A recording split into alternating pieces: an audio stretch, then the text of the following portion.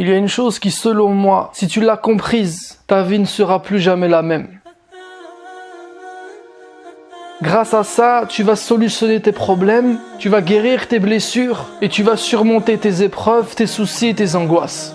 Comme je te l'ai déjà dit, je reçois beaucoup de mails, beaucoup de messages. Beaucoup de personnes m'expliquent leurs problèmes et me demandent des conseils. Et le point commun de toutes ces personnes, selon moi, c'est le manque de confiance en soi. Certains vont dire que c'est un conseil bateau, et tant pis pour eux. Certains vont même apparenter ça à du shirk, parce qu'après tout, c'est en Allah seul qu'il faut faire confiance. Personnellement, je suis pas là pour répéter bêtement ce qui se dit à droite ou à gauche. Je suis là pour te dire ce dont je suis convaincu. Essayer de remonter le moral d'une personne qui est éprouvée ou qui rencontre un problème en lui disant systématiquement « place ta confiance en Allah », pour moi ce n'est pas assez. Non pas parce que le tawakkul n'est pas suffisant, mais parce que lorsque l'on donne un conseil à quelqu'un, il faut lui expliquer les tenants et les aboutissants.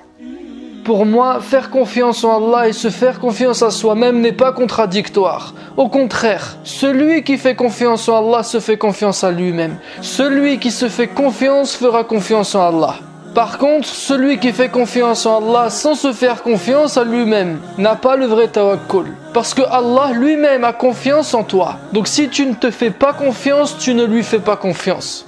Et maintenant tu peux objecter en disant non, regarde dans le Coran. Lorsque Allah subhanahu wa ta'ala parle de la confiance, du tawakkul, il la place toujours en lui et non pas en nous.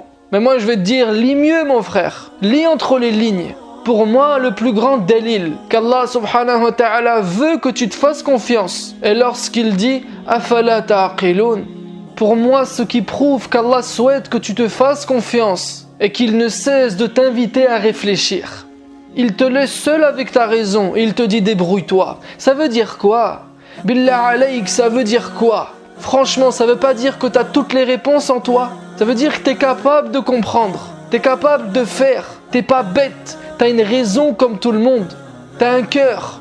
Pourquoi tu serais plus nul que les autres? Et même celui qui est fort ou qui a réussi dans son domaine, avant, il était nul lui aussi. Mais comment il a fait alors? Certains sont partis de zéro et sont devenus les meilleurs. Donc toi aussi tu peux réussir.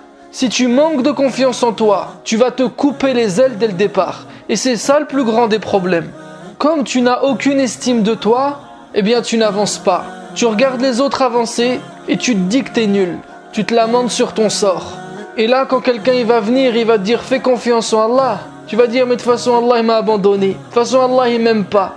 T'as vu comment celui qui n'a pas d'estime de soi ne peut pas faire confiance en Allah? Les deux sont liés, faut pas chercher les contradictions. Allah t'aime, pourquoi tu t'aimerais pas? Allah te dit vas-y, pourquoi tu irais pas? Souvent on se plaint auprès des gens et on demande des conseils extérieurs. Chose que je ne critique pas, c'est pas un mal en soi. Mais écoute mon frère, ma sœur, applique ce conseil que je vais te donner. À partir d'aujourd'hui, lorsque tu as besoin d'une chose, que ce soit une chose immatérielle ou matérielle, cherche-la d'abord en toi avant de la demander aux autres. Moi, je pense pas qu'il y ait des gens particuliers qui ont de bonnes idées ou qui sont de bons conseils. Pour moi, il y a juste des gens qui réfléchissent plus que d'autres. Si tu réfléchis, tu auras des idées. Si tu réfléchis, tu auras des réponses. Si tu réfléchis, tu trouveras des solutions. Si tu réfléchis, tu vas sortir du brouillard. Donc fais-toi confiance et serre-toi de ta tête, serre-toi de ton cœur, raisonne et réfléchis.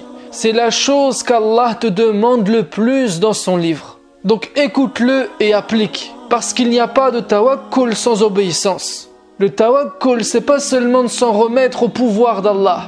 La confiance en Allah, c'est de faire ce qu'il attend de toi. On a tous besoin les uns des autres, c'est vrai, mais on n'est jamais mieux servi que par soi-même.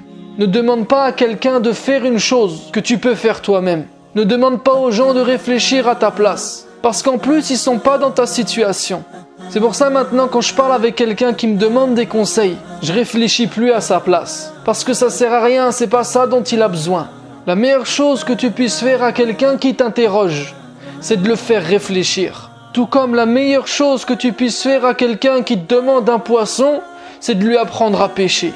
Il faut rendre les gens indépendants. Et pour ça, il faut qu'ils aient confiance en eux, en estimant leur juste valeur, les capacités et les bienfaits qu'Allah leur a donnés. Pour rester concret, je vais te donner un exemple personnel. Je fais des vidéos sur YouTube.